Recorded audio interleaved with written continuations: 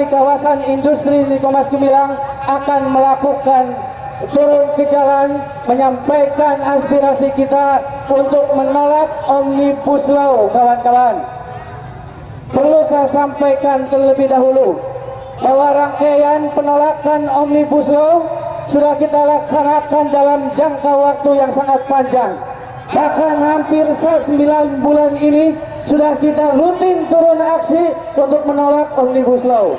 Yang kita tolak pada saat itu sebuah undang-undang yang tidak berpihak kepada pekerja, betul? Apakah pergerakan itu hanya cukup dilakukan oleh orang Nikomas? Apakah cukup pergerakan itu hanya kita yang melakukan? Saya menginginkan bahwa gerakan buruh di Kabupaten Serang dilakukan oleh seluruh buruh di Kabupaten Serang. Karena ini menyangkut kehidupan bukan hanya seluruh buruh, tapi juga seluruh masyarakat secara umum.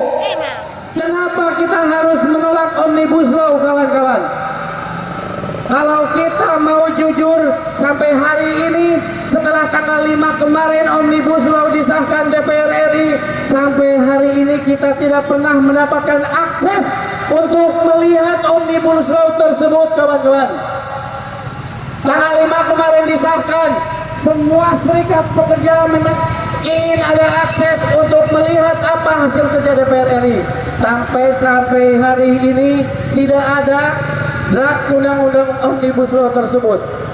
Maka wajar kalau pada akhirnya di masyarakat umum banyak isu bertebaran. Kalau serikat pekerja berpendapat, kalau buruh berpendapat, maka itu akan dianggap hoak, betul? Maka itu akan dianggap informasi bohong.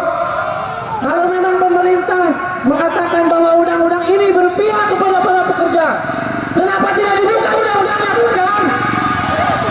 Kenapa sampai hari ini diumpetin? Tidak bisa diakses. Maka wajar kalau kita punya kecurigaan bahwa betul sesuai dengan isu yang di awal bahwa Omnibus Law tidak berpihak kepada masyarakat, kawan-kawan. Buruh harus cerdas. Sepakat? Sepakat? Kita turun hari ini, tidak ada yang membayar, tidak ada yang memprovokasi, tidak ada yang menggerakkan, karena yang bergerak nurani kita, kawan-kawan. Sepakat? Sepakat? Jadi kalau hari ini pemerintah punya kecurigaan bahwa buruh ditunggangi, bahwa buruh dibiayai, buruh tidak pernah ada yang menunggangi. Buruh bergerak karena memang kepentingan buruh ada yang tereduksi, kawan-kawan. Kalau di awal disampaikan bahwa Omnibus Law ini untuk mengundang investasi, untuk menanggulangi pengangguran, kita tidak menolak, kawan-kawan. Kita sepakat investasi datang ke Indonesia. Kita sepakat pengangguran harus dientaskan. Tapi kita tidak sepakat nasi buruh dijual demi kepentingan investasi. Hidup buruh!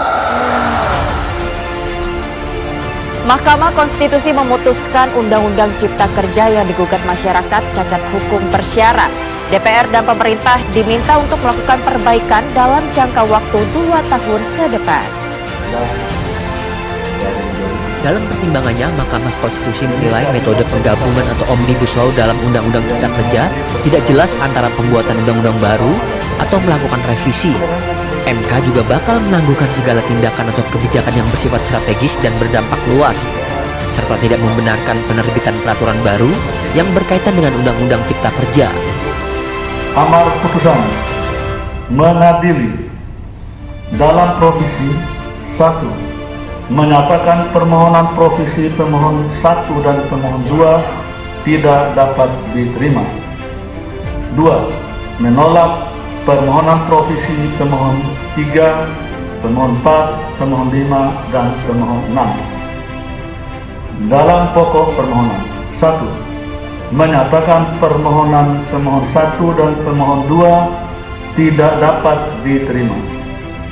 2. Mengabulkan permohonan pemohon 3, pemohon 4, pemohon 5, dan pemohon 6 untuk sebagian.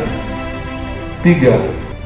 Menyatakan pembentukan Undang-Undang Nomor 11 tahun 2020 tentang Cipta Kerja, Lembaran Negara Republik Indonesia tahun 2020 nomor 245, tambahan Lembaran Negara Republik Indonesia nomor 6573 bertentangan dengan Undang-Undang Dasar Negara Republik Indonesia tahun 1945 dan tidak mempunyai kekuatan hukum mengikat secara bersyarat sepanjang tidak dimaknai tidak dilakukan perbaikan dalam waktu 2 tahun sejak putusan ini diucapkan.